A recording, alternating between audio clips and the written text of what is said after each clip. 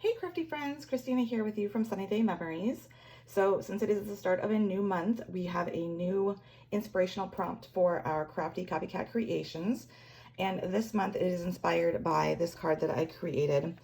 We are currently doing a project challenge called the 14 Days of Heart and Crafts.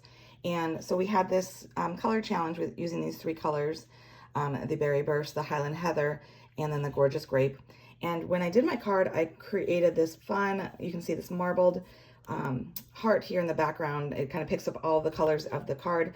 And I thought that would be a really fun technique to show you guys because it's super simple and so stunning. And the cool thing about it is it turns out different each time that you do it. So for that technique, the three things that you're gonna specifically need are alcohol markers. You will need some vellum paper, and you will need some alcohol, like rubbing alcohol. The higher the percentage, the better for that project. So I guess I should say four things, because you'll also want like a paintbrush or a water brush. So 4 items that you'd want to go ahead and do this technique.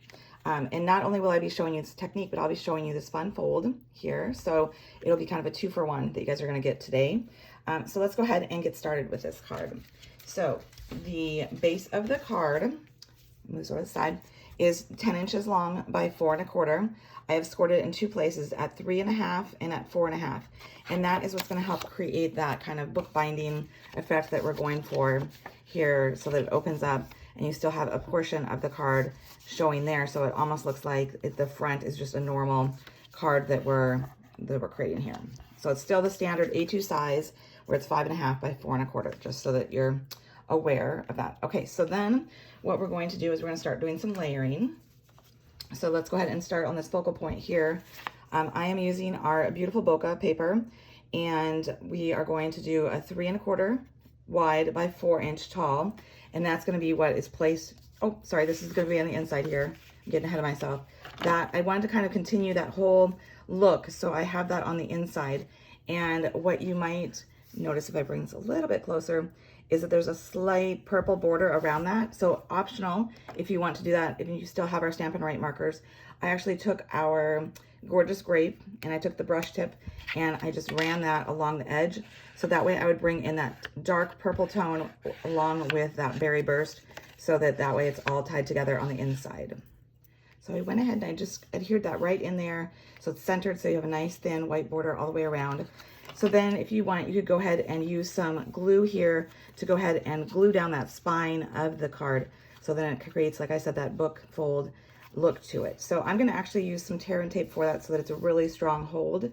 I'm going to put 2 strips right along there. Okay, so as you can see, I put a strip close to the score line here and a strip close to that score line there, so that it's covering a good portion of the stress points here on my card. So that way when it's open and closed, many times it won't come undone, right? We don't want all of our hard work to fall apart on the recipient. So just make sure all of your tear and tape is in the inside there, so you don't have any of it sticking out. And then just go ahead and close it up. You just want to make sure that the top and bottom, line up, so that it's all looking aligned.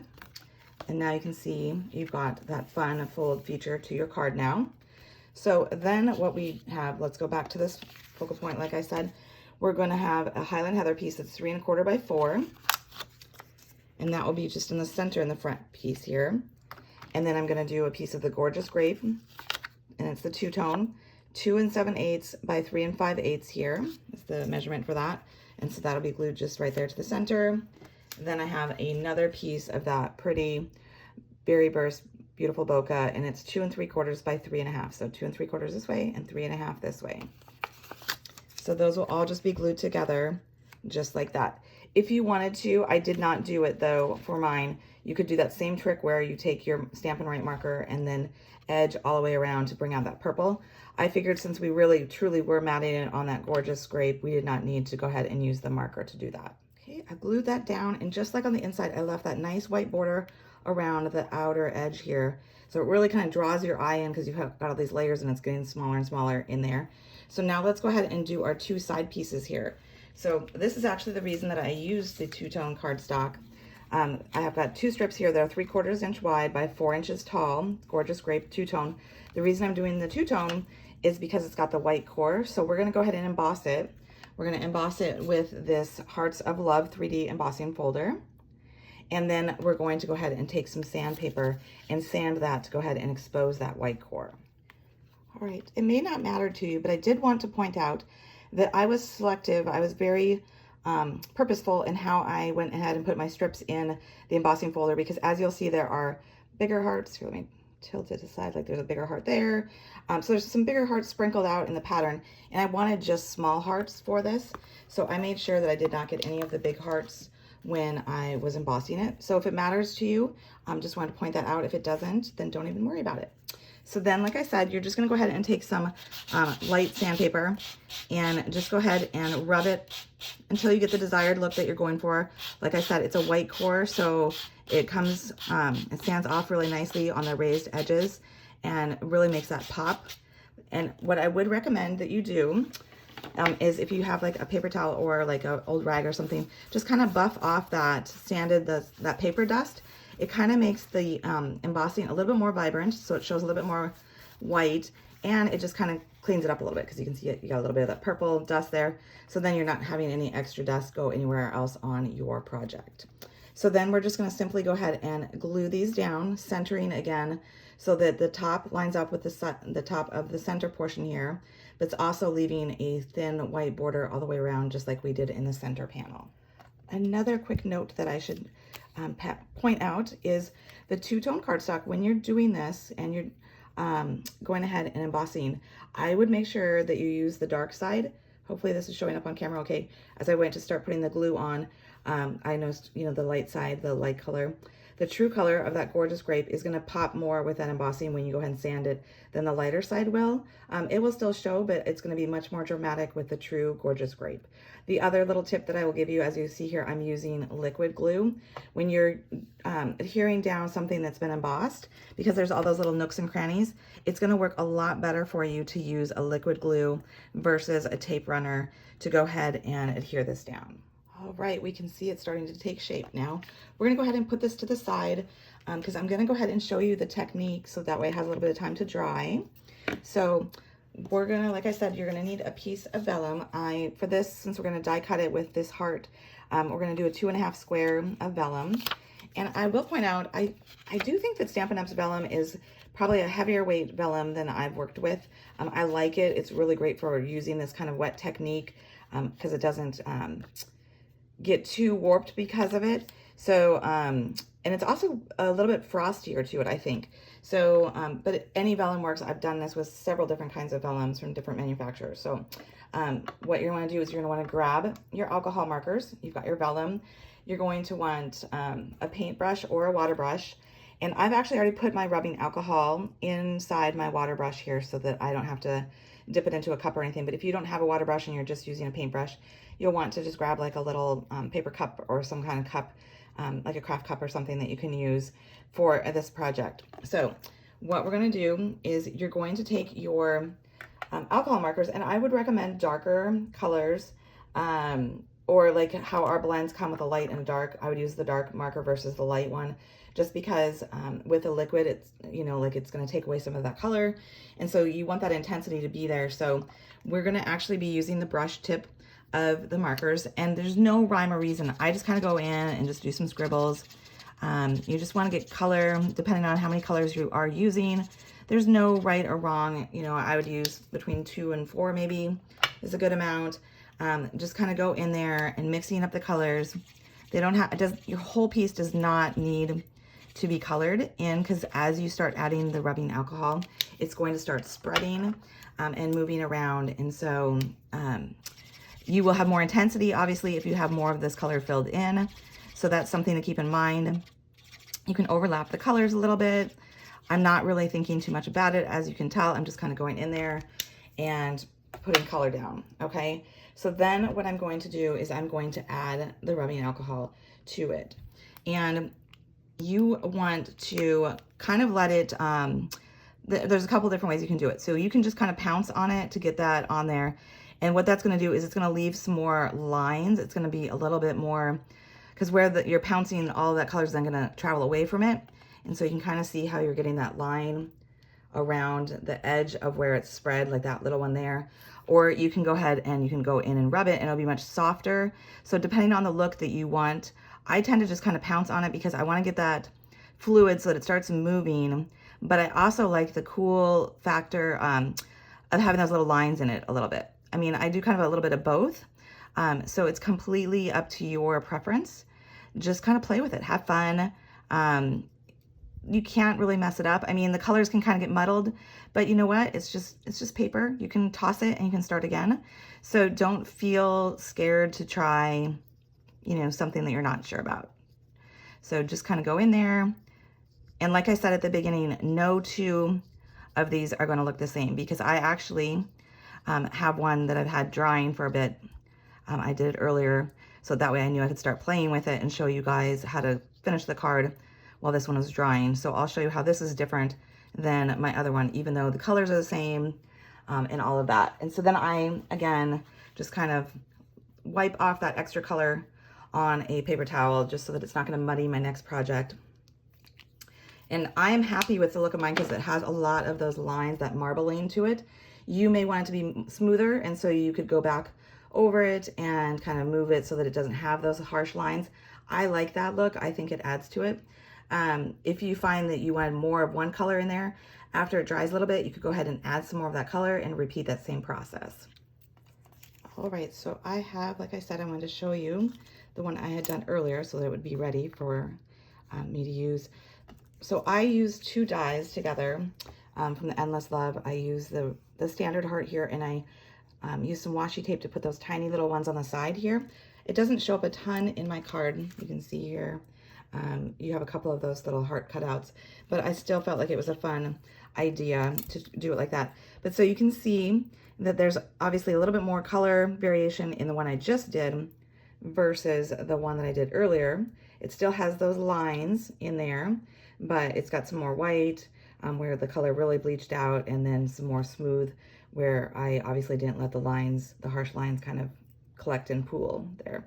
So we're gonna go ahead and set this to the side to go ahead and dry, and then we're gonna go ahead and finish up our card. All right, let's bring our sample back in. All right, so I have a 2.5 inch circle of basic white that I've used the Stylish Shapes dies, my favorite all-time die set, to cut out, but you could do any 2.5 inch circle that you have. And I did go ahead and do that trick where I used my Gorgeous Grape marker to go ahead and go around the line or the outside there, so it just gives it a little bit of that definition to it. So I'm gonna go ahead and glue this down. And this is the other benefit of the vellum and coloring it with this alcohol technique, is it won't show the adhesive as much. We're also gonna be layering around it because I know vellum can be kind of tricky to adhere because it kind of shows through generally, but you don't have to really worry about that so much because we're layering. So I would put some adhesive here in the one corner and then one in the bottom corner here, so that when we go ahead and layer, it really is not going to show through. Next, we have a little banner piece here that is part of that Endless Love die cuts that I did the heart here with. And so it's never look at your dies and think you don't want to use it because you got the hole or it's too long, because you'll see here that I've covered that up, and you can actually cut off a piece and just use a portion of it. So you can always alter your dies. So kind of look at them from a different perspective sometimes. So we're gonna go ahead and stamp it with just a little love sentiment that I have gotten from, let me see here, from the Choose Happy stamp set here. It's got a whole bunch of little words here, and like I said, I'm just gonna use this little love one. And we're gonna do it in the Berry Burst. And so I'm gonna kind of stamp it, kind of centering it on there because, like I said, I'm gonna cover up the left-hand side of it, and then have the right-hand side coming out. So first, I'm gonna go ahead and I'm gonna add one of my hearts here. I've got a Highland Heather one and a Gorgeous Grape, and these are cut from last year's Valentine set called Hearts of Elegance. You can use any hearts you have. So I'm gonna go ahead and put down my Highland Heather. And I'm gonna have it go off the circle here because it adds motion. But you don't have to keep everything confined to that circle, because then it kind of keeps your eye kind of moving on that focal point. So I've got that going off the edge there.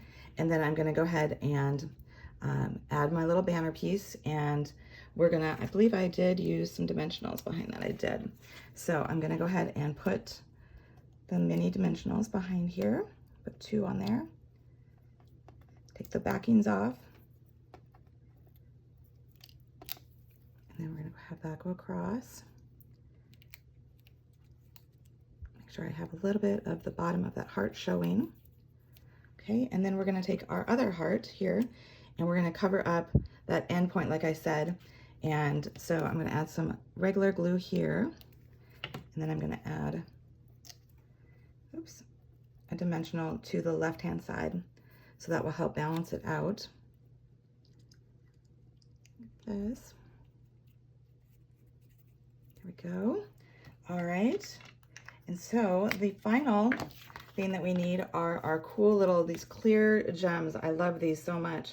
So I've got a couple on the banner and then I've added a couple around it. And they come with this set here. It's called Ladybug Garden Epoxy Shapes. So you've got these cute little ladybugs, and then I love these clear ones. I wish there was like a whole sheet of just these clear ones because I would go through them so quickly, because I love that when you put them down, that then they pick up all the colors around them. And also what I love, but makes it kind of tricky to grab them, is they're so super thin. So you do not have to worry about like when you're mailing them, that it's gonna be bulky and you're gonna have to pay extra postage, right? Because we don't have to worry about that as card makers and sending them out to people. And so you don't have to worry about that with this particular embellishment. It's super flat. So I'm kind of just sliding it off the edge here. And then I'm grabbing it. And then we get a couple of little ones.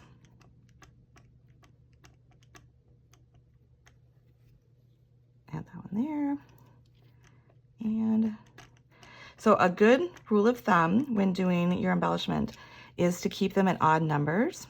It's very pleasing to the eye. So you'll notice that I did 5. I have 2 up here, I have 1 down here, and then 2 there, so a total of 5. And they kind of encircle my focal point here of my card. So it helps draw your eye to where you want it to go. So there you have it, this really fun technique. Like I said, the coloring is totally different. There's a little bit darker purple in that one. This one has a little bit lighter tones in it. Still a great technique, this marbled alcohol technique, and you get a fun fold out of it too. So I hope you've enjoyed it, and be sure to like this video and subscribe to our channel so you don't miss future ones.